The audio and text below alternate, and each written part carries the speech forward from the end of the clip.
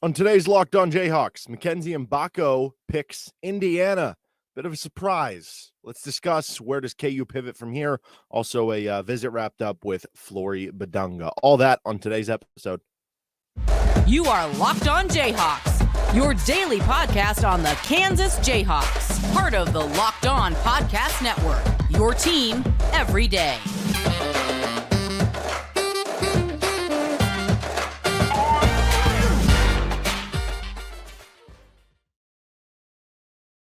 I'm Derek Johnson. You can hear me as well, Monday through Friday, 3 to 6 p.m. on KLWN in Lawrence with Rock Chalk Sports Talk. You can also find us with Locked On Jayhawks wherever you get any of your podcasts. We're also on YouTube where you can like and subscribe to the show. On today's edition of Locked On Jayhawks, Mackenzie Mgbako picks Indiana on Friday night. Bit of a surprise. We'll get into that. What options are left for KU? Where do they pivot to? And then we'll finish things up. Flory Bidunga visiting over the weekend for the kickball team. Let's start right there, though. Mgbako picking Indiana. It was certainly surprising for a lot of people, including myself. I think there were a lot of people that were certainly leading things to believe, and I probably am at fault for this too, that he was going to pick Kansas. And I think that there's a little bit of similarity to the Mgbako decision and the Uday decision to transfer in that I do kind of believe that the staff was being led along by at least somebody in their camp, somebody in their party, that they were going to, in Uday's case, stick around, and then all of a sudden last minute, ends up transferring. And in the case of Mgbako, that they were going to go to KU, and then all of a sudden last minute goes to Indiana. Who knows what happened there, whether it was just stringing Kansas along the entire way and that Indiana was the school he wanted to go to, and it was just playing the NIL game, right? And you can say like, oh, this is stupid. Like, why would you do that? That's so messed up of you, all that stuff. That's just kind of the wild world of recruiting. That's kind of how all this works. It's very, this is why I tend not to try to get too much into recruiting, because it's just crazy. It's wild and stupid stuff happens all the time.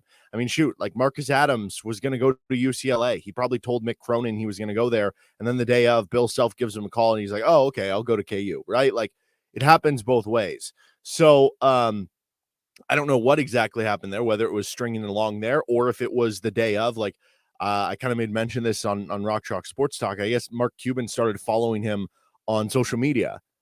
And was that indicative of Cuban, following him on social media because Cuban was going to help land some massive NIL deal for Indiana, that he was going to, donate some large sum of money to whatever their NIL, agency or conglomerate or whatever you want to call it is, that basically was able to go out and bring on, the player. So, I don't know what exactly happened there, but this was a bit of a surprise. Now, certainly from Mgbako's perspective, there's the quote that was going around about, we think we can win a conference championship. And that was kind of funny because it was like, well, KU, like you're expected to win the conference championship and maybe you'll win a national championship. But maybe this comes down to a bit of role too. This is something we led up to. Like if he, him being in Indiana now, he can end being the number one or number two option, right? Like I do think it's a little funny because they brought in Kel'el Ware, the center, former 5-star from Oregon. And then they have Race Thompson, who was they played him at the 4 last year. He might slide down to the 5 this year. I don't know. So it's kind of funny because you do technically have about just as much competition as you did at Kansas, maybe a little bit less. But you go to Indiana, you might be the number one or number two option. At least you're probably number 3. At Kansas, you could end up being the number 2 option, right? If you're that good, if you're a top 10 pick type of guy, you live up to the hype. Sure, it could be you and Hunter Dickinson, or maybe it makes you the 3rd option because DeJuan's going to have this the ball in his hand so often. But you could also be splitting time with KJ Adams, right? Like you could be coming off the bench. So the role is a little bit more clear at Indiana, even though you would think the winning opportunity more clear at KU. Certainly that'll make the trip to Assembly Hall for KU a little bit more interesting with the Mackenzie Mgbako part of it kind of hanging in the balance as well. So the bad news here with Mgbako picking Indiana is this would have been the perfect cherry on top addition. This would have been the nice final piece of the puzzle for KU to fill out the rotation. You have DeJuan Harris, Arterio Morris, Elmarco Jackson, Nick Timberlake, KJ Adams, Hunter Dickinson. You're still looking for a backup center, but that would get you to 7 rotation players, and then your backup center would get you to 8. Boom. There's your 8-man rotation that you typically go into, right?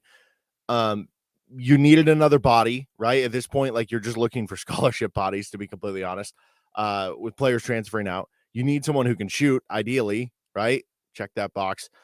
Play wing minutes. Like, you need another wing on your roster who can play kind of the 3 and the 4 for you. And he checked those boxes for you. So I think that, it's a big loss in terms of feeling like you had it in a good spot.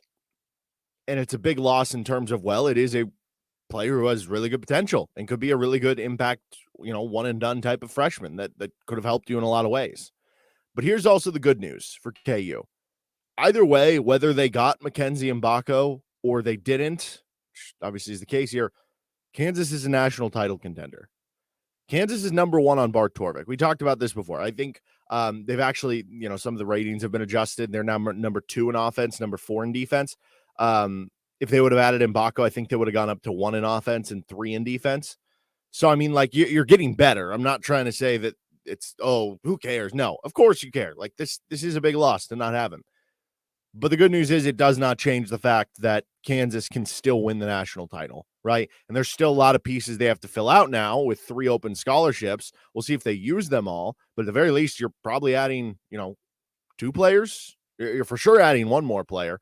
And so the good news is that Kansas, because of the Hunter Dickinson addition, and because you have DeJuan Harris and KJ Adams returning on the roster, and because you do have good freshmen coming in, and you have added a couple other good transfers with, Timberlake and stuff, that you're going to have the ability to still be in that upper tier of national title contenders. Now, they're number 1 on Bart Torvik now. Other sites, other people ranking them, like I think The Athletic had them at number 4, post Dickinson, but pre-Mgbako decision. I think John Rothstein had him at number 4. So, like, they're going to be anywhere from number 1 through number 4. But that puts you in the range of, like, the top tier of national title contenders in theory of what we think on paper. So, I mean, in the immediate aftermath, it does leave you a little bit scrambling right now because you still do have those 3 open scholarships. This definitely gives less debate to the, well, who's going to start at the 4? Is it going to be KJ Adams? Is it going to be Mackenzie Mgbako? Would you play Mgbako at the 3? Whatever, right? But they could bring on another wing, and then we're going to be having those same debates. I certainly think this makes it even more likely that KJ is your starting 4, though. I think a lot of the discussions about, would Mgbako usurp him was because of the shooting ability and because of the potential, right? He's a 5-star recruit and all that stuff. I think the Bill Self trusts KJ so much. Some of the options that are available out there, I don't know. I guess it depends, maybe option to option. Nonetheless, though, now you have lots of space to fill. And how do you go about doing that? I think ideally, of the 3 scholarships, right? 3 available at this point. You have 9 coming in. You have 3 open if you're going to play with 12. Could play with 13. I guess if you really wanted to and push the, scholarship stuff down the line. But at this point, no, that's not happening. So I think of the 3 scholarships, you need one of them to be a starter caliber player. Doesn't necessarily have to be a starter, but a starter caliber player. So basically, that's how I viewed Mackenzie Mgbako. Mgbako could have come in and started at the 3, he could have started at the 4, or he could have been your first man off the bench. But either way, he was going to give you 20, 25, maybe even 30 minutes per game. And that's how I view it. You need someone who can be a wing, who can come in, maybe play the 3 for you, maybe play the 4 for you. I don't know, maybe even be a 4 or 5 man, whatever it is. You need someone to give you a good 20 to 30 minutes, somewhere in that range a night, where they're either a starter or playing kind of starter level minutes. So basically one impact player would be another way of putting that.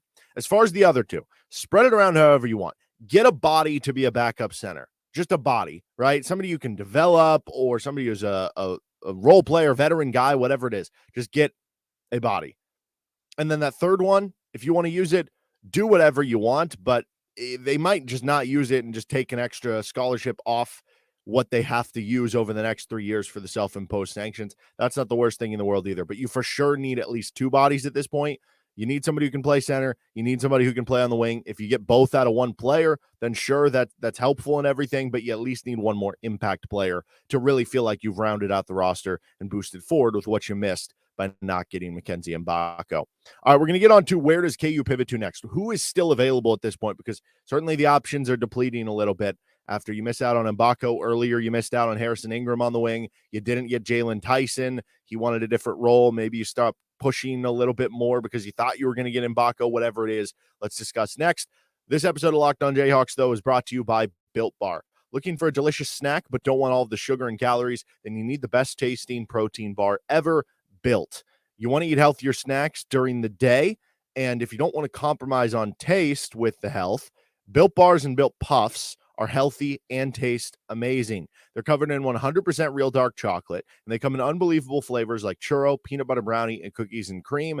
They maintain amazing macros, taste like a candy bar, healthy with only 130 calories, 4 grams of sugar with a whopping 17 grams of protein, and now you don't need to wait around to get a box. You can order at built.com, but you can head to your nearest Walmart or Sam's Club while you still can get your specialty flavors at built.com. So head to your Walmart, grab a 4-bar box of cookies and cream, double chocolate bar, coconut puff. If you're close to Sam's Club, run in, grab a 13-bar box of brownie batter puff and churro puff. You can thank me later with Built Bar. So what options are left for you at this point on the wing? Well, I think the option that everybody is circling back to at this point is Kevin McCullar. Kevin McCullar, come back, save everything, right? But I continue to maintain, like, I expect Kevin McCullar to go pro. Maybe we'll do it later this week, because this week is actually the NBA draft combine. Kevin McCullar was invited to the combine. Now, that's not a guarantee that you're going to be drafted. Sometimes there is a little politics in this. Like, if you're going to expect to be like a top 40 pick, you just get invited. And then there's some guys that sometimes they don't get invited to the combine. They get invited to the G League combine or something like that, because there are certain teams that don't want to tip their hand because maybe they have a diamond in the rough guy they like that isn't popping up on top 50 big boards or top 60 big boards. And they're like, we want him in the second round and we don't want other teams to see him. Right. So sometimes, I don't know, you get more of the veteran players in there. Kevin McCullar wasn't in it last year. He was in the G League one, not the NBA. But realistically, you look at where he's being kind of mocked, and he's pretty much expected to be a second-round pick. Now, if you're a second-round pick, that doesn't guarantee you get a guaranteed deal. And he had two-way contracts offers last year, multiple of them, but wanted the probably guaranteed deal, right? So is that the same this year? Is he just done with school? Is he done with – I don't know. But I continue to maintain that I don't expect him back. Could things change? Absolutely. And whatever – type of opportunity and NIL opportunities you were offering to Mackenzie Mgbako, hello, Kevin McCullar, come on down. Except because he's a known commodity, and I think Kevin was a very liked player, the NIL opportunities probably go even up more because of the local aspect of it, where local businesses might be more willing to get involved there. But nonetheless, if you could add Kevin McCullar back, that would be great. He'd be somebody who could, play the 3 for you or play the 4. Certainly you'd be hoping the shooting would be better, but he would fill a lot for you, and you feel like you'd have a pretty darn good defensive team at that point in time. But I don't know how realistic that is. Ron Holland, that one doesn't feel that realistic either. He seems to be, it seems like either G League Ignite or like Arkansas. I think I saw Oregon floated around there. That seems like it's one of those. I guess Nike supposedly, he Nike kid committed to a Nike school in Texas. This is something we talked about with Mgbako. It was interesting that he went from a Nike school at Duke to then, okay, now he's in on all these Adidas schools and stuff. But with Holland, it seems like that path is staying more to the Nike side. So I don't know how realistic Holland is, but that would obviously be a great pivot if you could get into it. Arthur Kaluma is a very interesting one. Transfer from Creighton. He's played 2 years at Creighton. He lit up Kansas in the second round of the 2022 NCAA tournament. Kind of a hit or miss scorer and shooter. The defense has been hit or miss for him over the course of his career as well, but gets good positional size, 6'7", could play the 3 or the 4, played an iota of minutes at the 5 even. So I guess he could be your emergency 5 because you're still trying to add more depth there too. So he would be one that would make a lot of sense.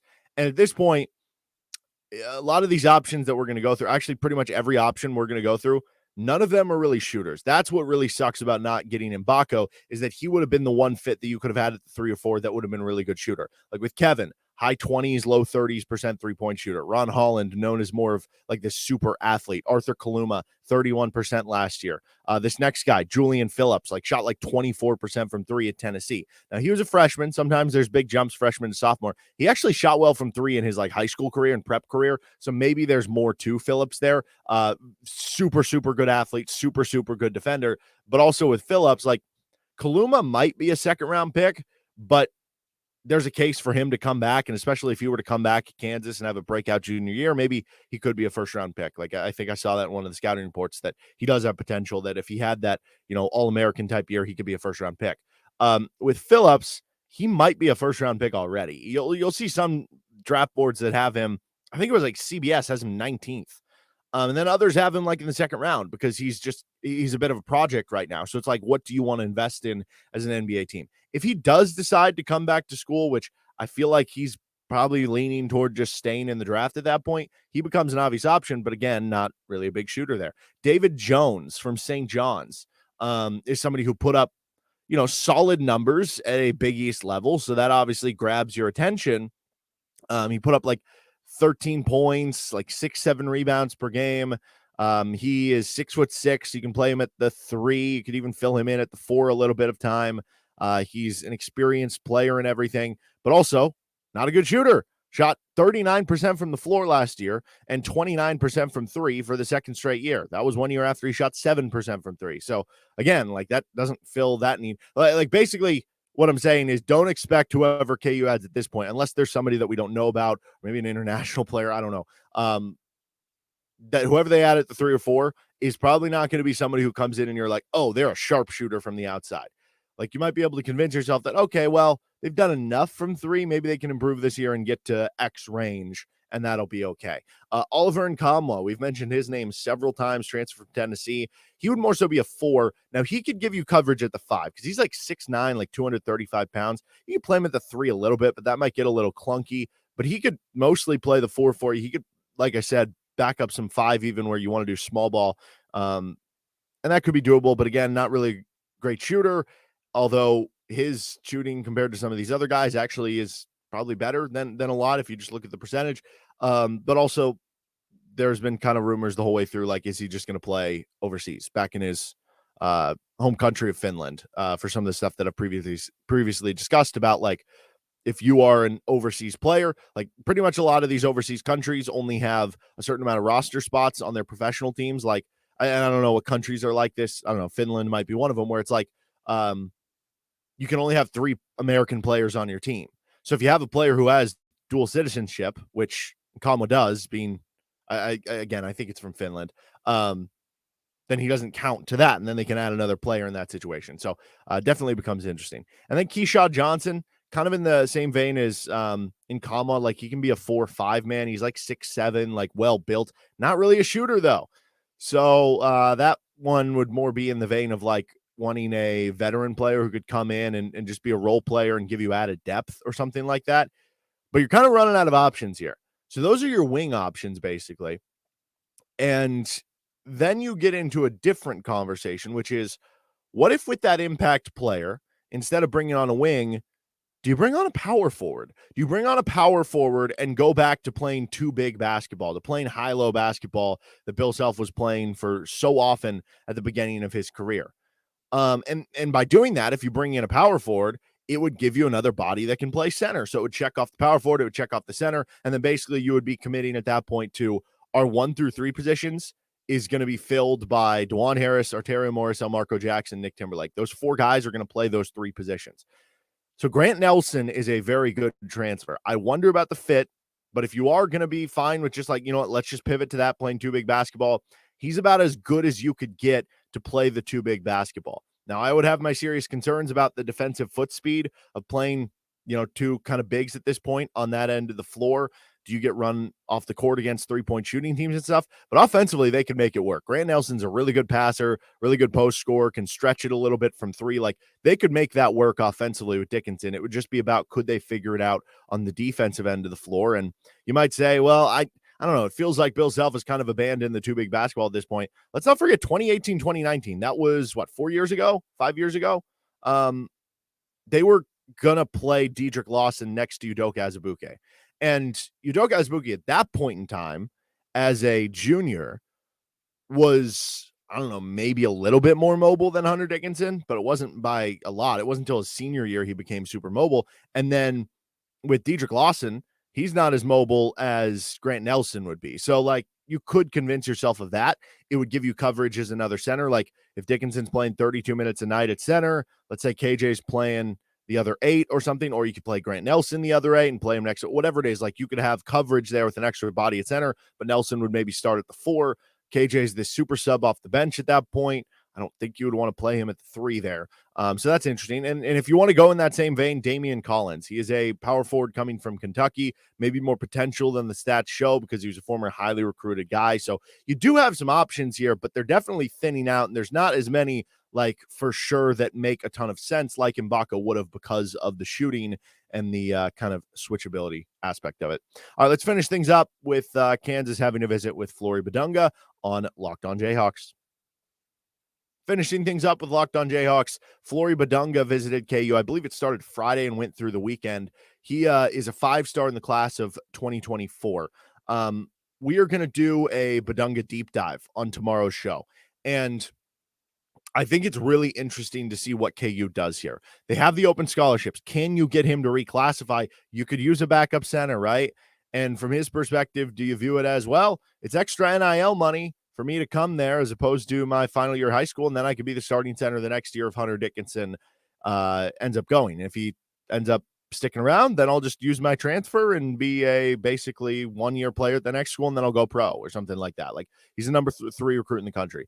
Now, worst case scenario, if this is a recruit about the future, that's great too, because he's a really good player. Has kind of risen up some of the scouting report boards, and now you've had visits over the last week and a half, 2 weeks with Bidunga and Trey Johnson, who are the number 1 and number 3 recruits in the class of 2024. So if you try to set yourself up well for either of those, if not both of those, then that would certainly be huge from the KU recruiting aspect. But we'll get more into Bidunga on tomorrow's deep dive. That'll do it for this episode of Locked On Jayhawks. You can find us wherever you get any of your podcasts. You can also catch us on YouTube. Like and subscribe to the show. Have a